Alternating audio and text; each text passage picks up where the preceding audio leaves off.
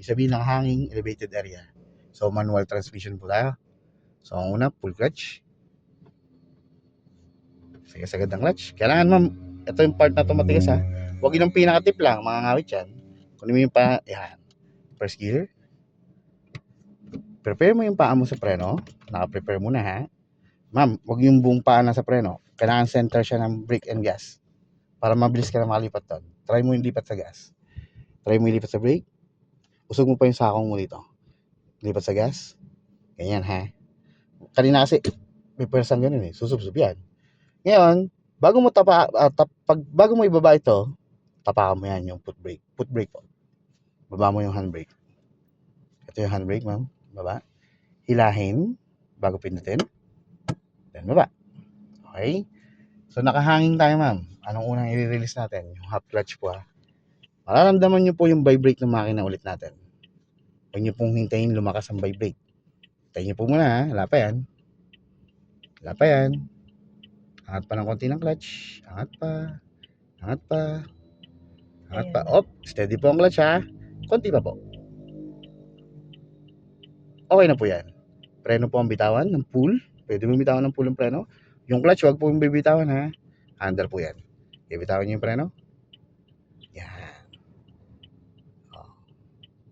Okay, so nakabitaw ng preno. Konti pong angat ng clutch. Konti lang po, ha. Tingin po kayo sarap, ma'am. Mandal siya, di ba? Ngayon, huwag nyo muna po siyang bibitawan ng pull. Yun, nawala yung vibrate. Pwede mo nang bitawan yung clutch. Bitawan nyo yung clutch, ilagay nyo yung paa nyo sa gas. Putres nyo yung paa nyo, ma'am. Putres, para hindi po kayo nangangawit. No? Bigyan nyo po siya ng gas. Huwag po kayo tumingin muna dyan. Doon muna kayo tumingin sa harap. Yung molding po natin, doon po ang tingin. Doon sa kurbado na yun. Para po pag may kasalubong, hindi kayo mangangawit. Huwag kayo mailang dito, ma'am. Tayo, di ba? Tayo dun. Basta walang titingin sa baba, walang titingin sa guhit.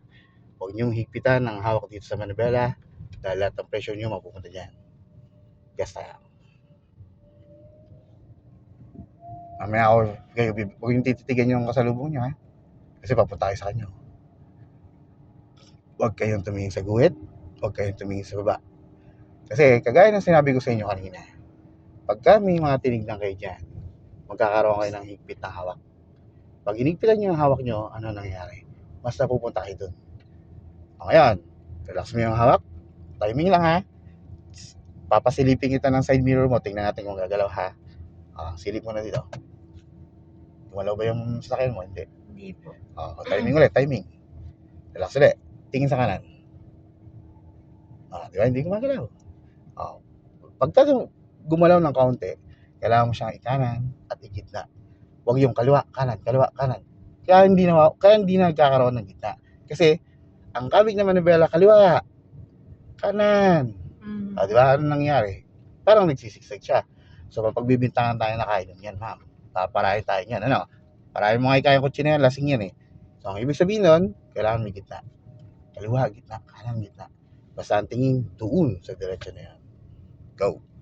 Bigyan mo siya ng konting gas kasi tayo ay pakyat. Apply ng gas ng konti. Yung kalmadong gas lang. Kasi magsisigunda tayo. Mamaya po tayo magsisigunda pagka maganda ang timing nyo.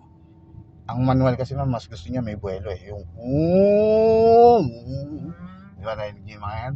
Yung gagalit na ano. Sakay natin yun. May tinignan kayo nung kaya napunta kayo dyan.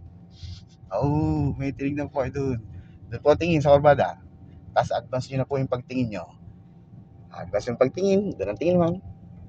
Hindi mo na kailangan mag-signalite dyan kasi curve naman po yan. Yun. Diretso. Kasi, pag nagkakaroon ng pagtingin sa guhit, alam niyo nangyari? Nagkakaroon kayo ng overshoot. Overshoot lagi yun. So, ibig sabihin, kung kailan lang lumiko ang guhit, doon mo lang ililiko ang kamay mo. Ganun na nangyari. Kaya maraming bumabangga doon. Pero kung dito ka natingin at tinignan mo na yun, yung kurbada na yun, ang kamay nyo kusang gagalaw na yan. See? Gumalaw siya.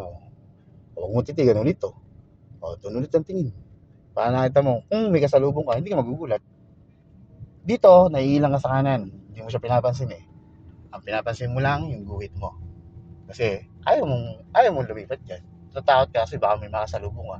Pero di mo naman malaya na, ma'am, malayo ka sa kanan. Okay? Malayo yan. Pero kung hindi mo bibigyan ng pansin yan, hindi maalis yung takot mo na, ano, babangga na ako, malalaglag na ako, ganun. Wag. Basta, anong sinabi ko sa inyo kanina, may kalahati ka dyan, may kalahati ako dito. Parehas yun. O, parbang tingin, doon ang tingin. Advance na tingin, advance pa tingin, yan. O, di nagkatandaan nyo, sa morong, puro korbate yun. Baling sa Puro gitna. sigsag. Puro sigsag yun.